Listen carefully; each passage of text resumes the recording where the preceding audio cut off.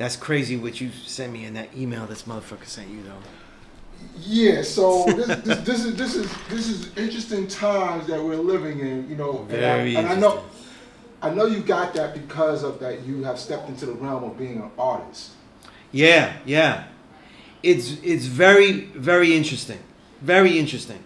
You know, because I have spent over half my life teaching here at the school. Like that, I could say that now. I've spent over half my life in this school. You know what I'm saying? Teaching here, being taught how to teach here and everything. You know, like when people learned this knowledge and they left, I was coming back. Like I would come back here specifically to meet with Savior Knowledge or meet with Knowledge Me, and not to go through degrees, but to go through how do you teach here? Like what are you gonna do? You know? And then that's where like I would say, oh, you know, I think I'm gonna have and I think my way, you know? So like I think I'll have a curriculum and stuff like that. So, well, you gotta write it, God. Let me see it. And I had to show them. Even though they didn't deal with curriculum like that.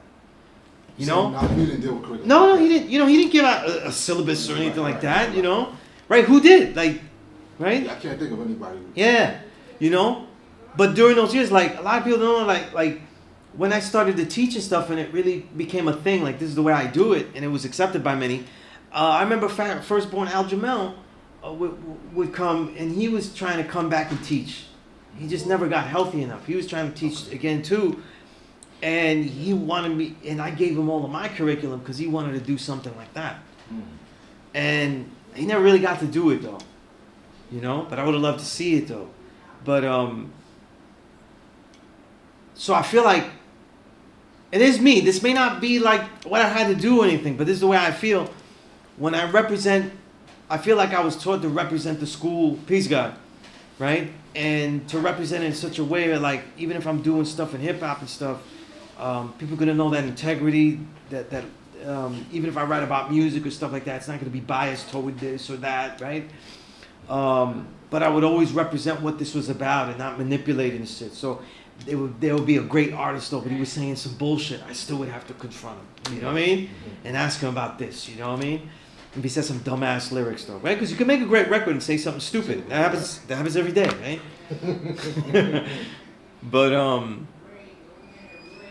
But I did expect that when I became an artist though, that I would get very little press though, because no matter whether I was good or bad, I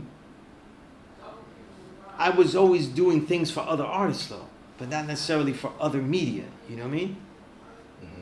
So I had one person that's in media say that they, you know, that's what every journalist wants to do. They want to make records. Which I don't agree with though. You don't agree with it? I don't agree with that. You know what I'm saying? Because until a lot of them do. Yeah. Until even when I made the records though, I wasn't like, this is the dream and stuff like that. You know, this is like in other words, I wasn't like, fuck it, everything else I ever did, this is what it was all about, and you know, it's not really. You're already an artist in your own right. Right. As a writer. Right. You And just have to start that was the whole point. Yeah. So, and no matter how much I wrote about music, I never wanted to be an entertainer. Okay. You know, so that was always the problem though. I didn't want to just be about entertaining people. You know, so I do enjoy making music because people they don't see me as an entertainer. Like they just look at me and I have to entertain them somehow. You know what I mean? Like I always hated that concept. You know what I mean? I wanted to be noted like for Sambo or something. Like like, that's how it felt to me. To me. So I so I didn't want to. You know, I always want to be respected for the quality of what I'm saying, as opposed to, you know, just the entertaining aspect of it though. You know what I mean? Even though when you make art and stuff, you want to be respected as an artist though. I always wanted to be respected as a poet, as a creative writer, as a clever essayist, you know what I mean? Creator. Right, yeah, you know, always, you know? So it's been great, you know what I mean? But in making the work, it's interesting how some people still will pigeonhole, you know? And it's not unlike, it's very similar to when I started to teach here. For some reason, everybody was defining me because it was Dave Sun who named the class, and he was the one that said, "Yo, we could do it this time." He's the one that figured out the time. I said, "What time's good?" And I said, "I do it Thursday because my full-time job at the time, I was at a publishing firm that only was Monday through Thursday, so they did longer days, so you had no Friday, I said Thursday, man, because if I could teach all night and you could, that's how Thursday started, and we did it like that, but we got a lot of backlash, and so saying that we were a writing class was kind of like a lot of older guards thought and kept it like that in their head, like we're not good enough, or in this case, I'm not good enough to be teaching a civilization class, And I didn't take offense to that though, because when I go home, when I go home after every Thursday class, I think more of as a restart to really get in gear with what I don't know. More reading, more writing, more, you know what I'm saying? I don't think like, listen, I proved that now I know, it's not Breakfast Club at the end, I just, I did it, and and so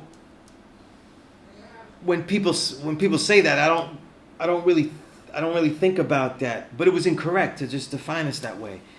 It's kind of the same way now when I make the record though. People say, well, he's a writer, and I see him more as a they'll say spoken word or something like that. You know what I mean? But clearly, I know writing though. Right. The stuff I'm doing, it's not spoken word. It's not spoken word. It's not being chanted. It's not. It's not being done in that tempo. It's all rhyming, and whether I stumble on it or not, though, it's intended to be in the pocket, though. So I'm taking a challenge. It's not spoken word. Some of the songs in the first album probably were like that, because that's the only pocket that I could envision, or the way to be in it was that way.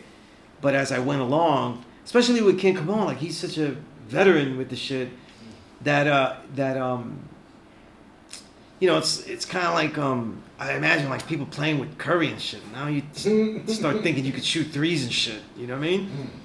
But I would think that a lot of the songs I was more like Jordan Poole. Like last year when he was with Curry.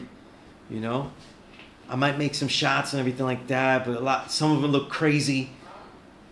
Some crazy moves and shit, throwing threes and shit that might go in and everything like that, but I don't have the command of like King Curry, you know what I mean? It wasn't like that. But but you're getting there. Yeah, I think so, yeah. Developing. So I feel more comfortable in writing sometimes, you know what I mean? Especially with what we did and what we have, what I already did that's gonna come out. If Mecca did this.